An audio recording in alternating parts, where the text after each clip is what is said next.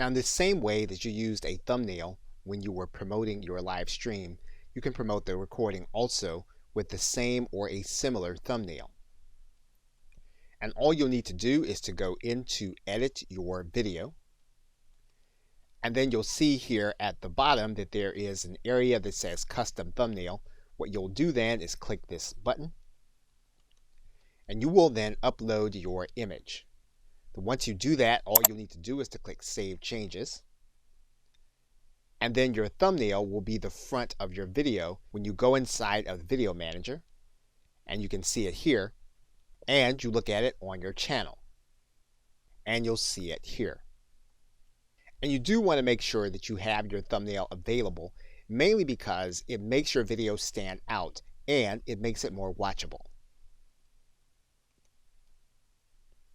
Okay, so with that, thanks, and I will see you in another